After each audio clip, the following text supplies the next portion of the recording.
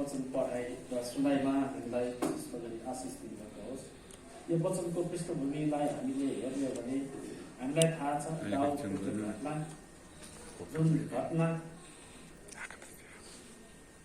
उसको जीवनमा त्यो घट्यो।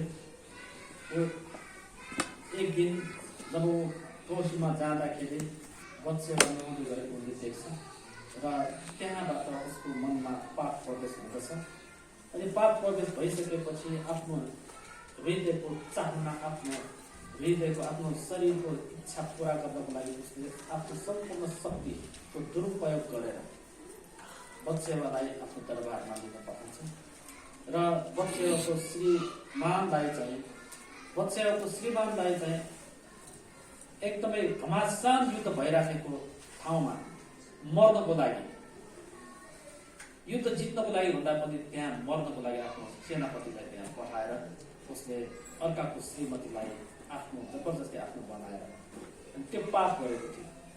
अनि जब मानिस पावरमा हुन्छ, जब मानिस पदमा हुन्छ, जब मानिस प्रतिष्ठामा हुन्छ, मानिसलाई नजानिकनै नै त्यो किसिमको ती कुराहरूको मानिसलाई अभिमान हुन्छ र पावर भन्ने कुरा यस्तो हुन्छ, शक्ति भन्ने कुरा यस्तो हुन्छ, इज्जत भन्ने कुरा यस्तो हुन्छ कि ऊ तल झर्न सक्दैन, ऊ अरूभन्दा तल बस्न उसको अहमले मान्दैन।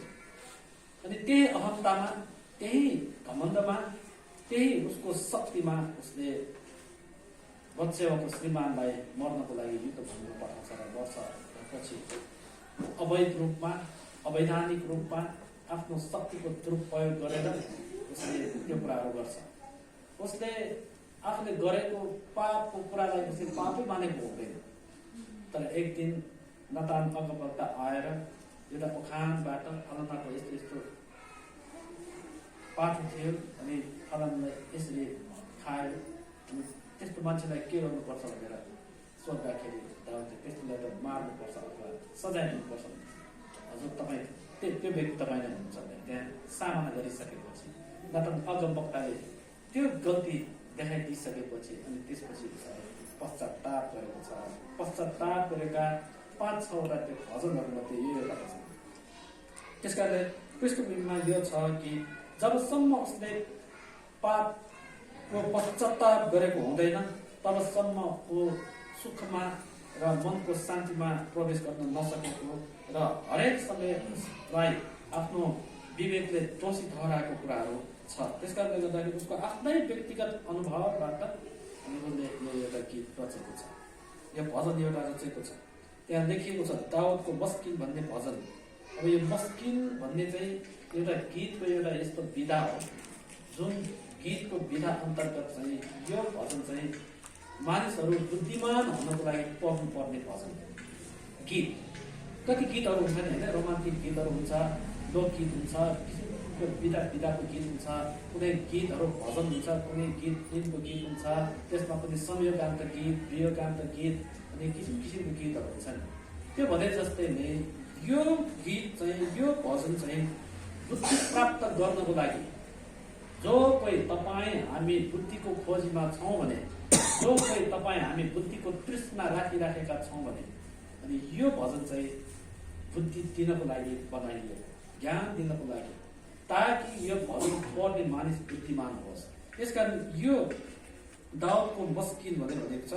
दाउदले आफ्नो जीवनबाट सिकेको, आफ्नो जीवनमा घटेका घटनाबाट सिकेको यो अनुभवबाट उसले लेखेको यो एउटा गीत हो। यसकारणले गर्दा यहाँ लेखिएको छ, धन्य त्यो व्यक्ति जसका अपराध क्षमा भएको छ, त्यो मानिस धन्यको हो। धेरै पटक हामी सबै कुराले सर्वसम्पन्न भएर पनि हामी धन्यको नहुन सक्छ। हामीसँग प्रशस्त रुपियाँ हुन सक्छ, पैसा हुन सक्छ, पद हुन सक्छ, प्रतिष्ठा हुन सक्छ, तर पनि मनभित्रको त्यो चैन नहुन सक्छ, त्यो मनभित्रको आनन्द नहुन सक्छ। खानपिन मस्तीले तपाईँले खानुहुन्छ होला तर शरीरमा लागेको हुँदैन। तपाईँ मस्तीले कमेडी सोहरू हेर्नुहुन्छ होला तर तपाईँको विवेकमा तपाईँ आनन्दित रहन सक्नुहुन्न। त्यसकारणले गर्दाखेरि साँच्चै नै भित्र हृदयदेखि नै सुखी जीवन जिउने, आनन्दित जीवन जिउने र आशिषित जीवन जिउने हो भने हामीले यहाँ यो भजनबाट सिक्नुपर्ने कुराहरू छ। यहाँ 1 र 2 पदमा कस्तो व्यक्ति चाहिँ धन्यको व्यक्ति हो भन्ने बारेमा यहाँ लेखिएको कुरा छ र दाउदको यो अनुभव छ। कस्तो व्यक्ति चाहिँ धन्यको हो त, कस्तो व्यक्ति चाहिँ आनन्दित व्यक्ति हो त, कस्तो व्यक्ति चाहिँ आशिषित व्यक्ति हो त भन्ने बारेमा यहाँ पाउँछ। आशिष पाएको व्यक्ति, आनन्दित व्यक्ति, सुखी व्यक्ति, खुसी व्यक्ति चाहिँ त्यो हो जसको अपराध क्षमा भएको छ। अपराध क्षमा भइसकेपछि सजाय काट्नु नपर्ने गरी त्यसबाट छुटकारा पाएको व्यक्ति त्यो चाहिँ धन्यको व्यक्ति हो। यसकारण पहिलो कुरा धन्यको व्यक्ति चाहिँ जसको अपराध क्षमा भएको छ र जसको पाप ढाकिएका छन् अनि जसलाई परमप्रभु परमेश्वर आफैले दोषी ठहराउनु र जसको मनमा छक्क पर्छ। विगतको गएको 2-3 महिना अगाडिको जेलको आन्दोलनमा जसरी विध्वंस मचियो अनि जेलहरू तोडियो, अपराधीहरू भाग्यो, उनीहरू सजाय काट्दै थियो, तर पनि जब यो जेल तोडेपछि त्यहाँबाट भागेर अझै पनि कतिजनाले अपराध गरेको कुरा छ। कतिजना आफ्नै परिवारको सदस्यलाई हत्या गरेको कुरा छ। कतिजनाले नेताहरू जसले चाहिँ उनीहरूलाई पीडित बनाएको थियो ती मानिसहरूलाई गएर बदला लिएको कुराहरू छ। भनेको अर्थ चाहिँ के हो भन्दाखेरि उनीहरूको मनमा शान्ति थिएन। उनीहरू छुटकारा पाएर पनि, एउटा मौका पाएर पनि फेरि पनि त्यहाँबाट त्यो बेला त असुरक्षाको कारणले भाग्यो भन्दैन, तर भागेर फेरि पनि उनीहरू फर्केर गयो। असुरक्षाको कारणले गर्दाखेरि म भागेको थिएँ, म फेरि पनि फर्केर आएको छु भनेर फर्केर गएको भए सरकारले त्यो क्षमाको व्यवस्था गर्न सक्थ्यो। तर कति अपराधीहरूले आफ्नै श्रीमती मारेको छ, फर्केर गएर आफूले जसलाई बदला लिनुपर्ने ती बदला लिनुपर्ने मानिसहरूलाई मारेको घटनाहरू छ र तिनीहरू फेरि फन्दामा परेको छ।